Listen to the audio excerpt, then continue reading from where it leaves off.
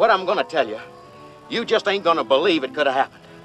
But you see, there was an accident here a little while back, about 20 miles back. It involved $350,000. Now, like I say, when I tell you this, you just ain't gonna believe it could have happened. Try me. I'm pretty gullible.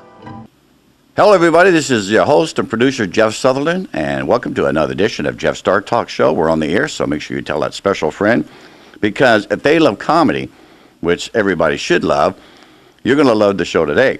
We have one guest and one guest only, and he is the legendary comedian, Jonathan Winters. That's right, Jonathan Winters. What a classic guy. Started on the Jack Parr, Steve Allen show, worked his way all the way up, and one of the stars of It's a Mad, Mad, Mad, Mad World, 1963, Stanley Kramer's masterpiece.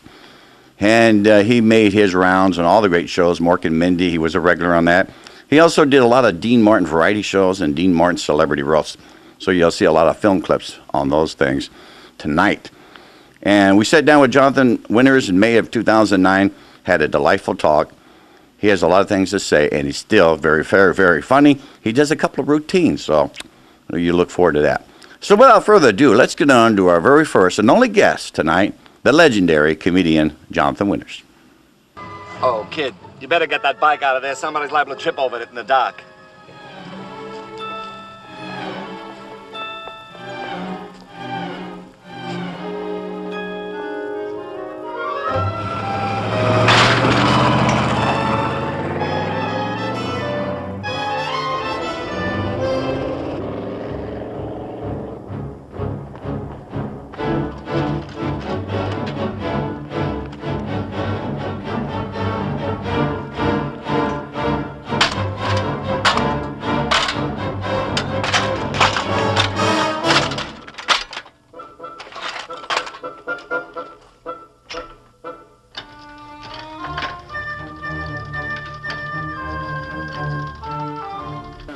Hello, everybody. This is Jeff Sutherland, and welcome to another edition of Jeff's Star Talk. We're on the air, so make sure you tell a friend. We're here at the Mickey Sonardi Showstopper Star Spectacular at the beautiful Beverly Garland on the second day of his celebrity event. A lot of stars slated to be here, and I tell you, there's no one bigger and finer than this gentleman to my right, because he is a legendary comedian and one of my all-time favorites. And I'm talking about the wonderful Jonathan Winters. Jonathan, thank you for being here today. Well, thank you. Now, is there any money involved in this particular Several interview? thousands of dollars. Please don't give it to me right away because I have a cardiac condition. Most of the time I get flowers and a picture of Johnny Carson in an open field. Oh, really? And also, it's interesting, you know, maybe you've heard this. I've heard it all my career. It's exposure. Yes, it is. But when you go to a department store and buy a $750 leather jacket, and the person said, will that be card or cash? You put out your hand. Yeah. What's that? That's exposure. That's true. I was just on the Jay Leno show. But it's an interesting way to go. It is, and I got arrested for exposure one time, but that's another story. You got arrested? Yeah. I didn't get arrested, and I was in a graveyard. Of course, the dead don't talk. You know, it's so delightful. I always wanted to meet you. And I remember the old Jack Parr show and the early days. You were a little boy. Yeah, little Jonathan Winters. And then we love you. Now, the Babe Ruth, you know, Jonathan always reminded me. And you did recently something with Bob you were talking about. Yeah, I did a little film. I took my own money, which they always say you shouldn't do, but I did. And we didn't have a lot. I still don't have a lot. I mean, I've done well. I'm not a crybaby. But it was a little project that I did, and we just did it about a week ago with people that are in the business, most of them, matter of fact, all of them. And it's a story. It's a black piece of comedy. It's almost a film clip. It isn't a feature. It isn't even a documentary. It's a little hunk of black comedy. It's about Babe and a little boy. We shot it in Monterey Park here in California, and the producer is a friend of mine, and he and I put this thing together. It was completely ad-lib, improvised. We had a script, but we threw it up in the air and said, let's just do this thing and hope to God it turns out. In essence, without going the whole thing, This little boy's in bed. At the time is 1935, because you see the cathedral radio next to him, no TV.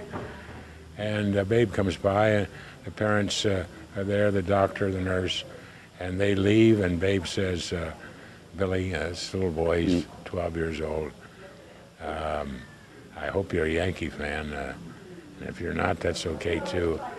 I never had any boys, but all these kids on the ward are my boys, and I hope you'll... He said, oh, gee, Babe, I am a fan. I'm a Yankee fan. Here's the cards I got over here and one thing other. So he said, I've got a bat and a ball glove. Here's a cap. I beat the Cubs the other day, and this is the cap I wore. Oh, gosh, Babe.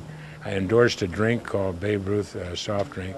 And above all, I endorsed just a couple of days ago Baby Ruth candy bars. Wow, that's and, great. There's about 25 of them, but you have only one, you know, maybe after lunch, one after dinner. So watch today. I'm going to hit a home run for you, but you got to live. You got to get out of that rack and get well. But I'm up against Bob Feller, this kid. He was 18 years old for the Cleveland Indians, but from the first to the ninth inning, have that radio on. I'm going to hit a home run for you. The next scene is I come in, and the doctor's there, the parents, and there's a sheet over the kid. He's died. Oh, boy. And there are candy wrappers all over the bed. And I said, what's happened here? Little Billy's dead. He was a diabetic. Nobody knew that. And I said, all the candy wrappers. So talk about dark comedy. I guess he's not going to need the cap, so I kept that. He could have left one candy bar. Yeah. And that's it. Yeah. You can imagine the letters. That's beautiful. That's beautiful, because that really did happen. He did hit a home run for the little boy. Yeah, he did. Yeah. But it was a different way that we went with that's it. true. And you know, I remember when you used to do a baseball routine on the Wacky World of Jonathan Winters. Oh, and yeah. things. You favored him. You always did. And I'm a Cincinnati fan. I grew up in Ohio. that's right. And the reason I was Cincinnati, I lived in Dayton, and then time I got divorced and I went with my mother to Springfield. My stepfather was a Cincinnati guy, so we got to see one game a year, Pittsburgh and Cincinnati, and I stayed with the Reds all these years. I go back to Crosley Field, a guy Frank McCormick, Lonnie Fry, Ivo Goodman, guys like that, Snozzel Lombardi. But the Big Red Machine, I guess. Great years. Great years. And you know, you mentioned earlier, I was overhearing that you were talking a little comedy, and you're talking about the Giants hit a home run for the Giants. I'm actually a Giants fan. You're a Giants fan? Yeah, I'm from the San Francisco Bay Area. Oh, so great. Oh, yeah, you got to be. And I'm like you. I stick with my team. Well, it's where you grew up. It has a lot to do with it. And they had some bad years, but they also had some great years. You know? Yeah.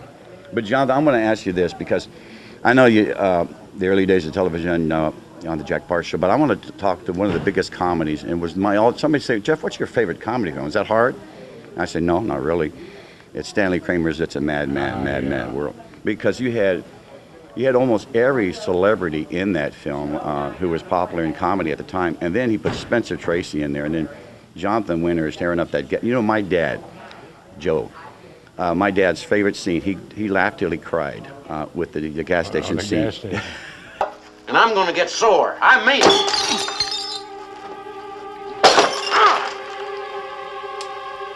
Okay? That's the way you want it? That's the way you're going to get it.